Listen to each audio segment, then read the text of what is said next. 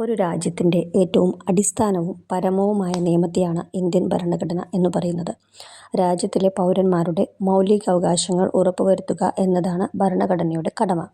രാജ്യത്തിലെ പൗരന്മാരുടെ മൗലികാവകാശങ്ങൾ ഉറപ്പുവരുത്തുക എന്നതാണ് ഭരണഘടനയുടെ കടമ. ലോകത്തിലെ ആദ്യത്തെ നിയമദാതാവ് എന്നറിയപ്പെടുന്നത് ഹമ്മുറാബിയാണ്. ഹമ്മുറാബി ലോകത്തിലെ ആദ്യത്തെ നിയമദാതാവ് എന്നറിയപ്പെടുന്നത് ഹമ്മുറാബി.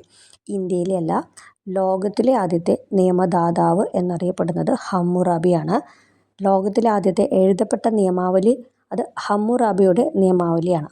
അപ്പോൾ ലോകത്തിലെ ആദ്യത്തെ നിയമദാതാവ് ഹമ്മുറാബി, ലോകത്തിലെ ആദ്യത്തെ എഴുതപ്പെട്ട നിയമാവലി ഹമ്മുറാബിയുടെ നിയമാവലി.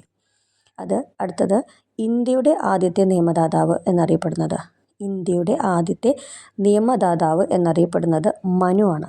മനു, ഇന്ത്യയുടെ ആദ്യത്തെ നിയമദാതാവ് മനു. അദ്ദേഹത്തിൻ്റെ ഇതാണ് സ്മൃതി, മനുസ്മൃതി. ഇനി ഇന്ത്യൻ ഭരണഘടനയുടെ അടിസ്ഥാനമായിട്ടുള്ള കുറച്ച് സവിശേഷതകളെ കുറിച്ചിട്ടാണ് പറയുന്നത്.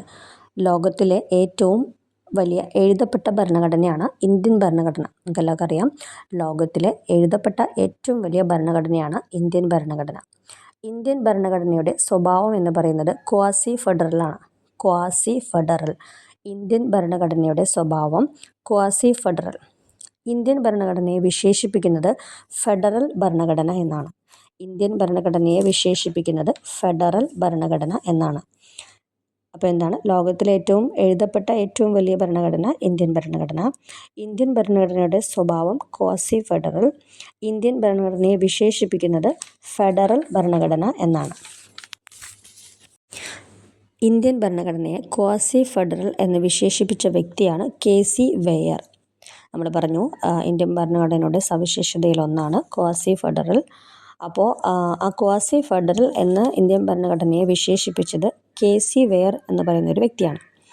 അടിയന്തരാവസ്ഥ കാലഘട്ടത്തിൽ ഭരണഘടനയുടെ സ്വഭാവം യൂണിറ്ററി ആയിരിക്കും. അടിയന്തരാവസ്ഥ കാലഘട്ടത്തിൽ ഭരണഘടനയുടെ സ്വഭാവം യൂണിറ്ററി ആയിരിക്കും, ഏകാത്മകത സ്വഭാവമായിരിക്കും. ഭാഗികമായി റിജിഡും, അതായത് മാറ്റം വരുത്തുവാൻ ബുദ്ധിമുട്ടുള്ളതും ഭാഗികമായി ഫ്ലെക്സിബിളുമാണ് ഇന്ത്യൻ ഭരണഘടന. അപ്പോൾ ഫ്ലെക്സിബിളുമാണ് റിജിഡുമാണ് ഇന്ത്യൻ ഭരണഘടന. നിയമങ്ങൾ നിർമ്മിക്കുന്ന കാര്യത്തിൽ ഭരണഘടന ഫ്ലെക്സിബിളാണ്.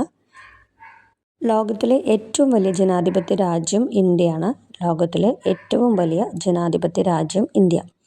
ഭരണഘടന അനുസരിച്ച് ഇന്ത്യ പിന്തുടരുന്നത് റെപ്രസെൻറ്റേറ്റീവ് ഡെമോക്രസി, അതായത് ഇൻഡയറക്റ്റ് ഡെമോക്രസി, പരോക്ഷ ജനാധിപത്യം എന്ന് പറയും. അപ്പോൾ ഭരണഘടന അനുസരിച്ചിട്ട് ഇന്ത്യ പിന്തുടരുന്നത് പരോക്ഷ ജനാധിപത്യം അല്ലെങ്കിൽ ഇൻഡയറക്റ്റ് ഡെമോക്രസിയാണ്.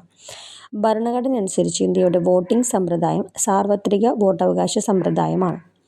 ഭരണഘടന അനുസരിച്ച് ഇന്ത്യയുടെ വോട്ടിംഗ് സമ്പ്രദായം എന്ന് പറയുന്നത് സാർവത്രിക വോട്ടവകാശ സമ്പ്രദായം.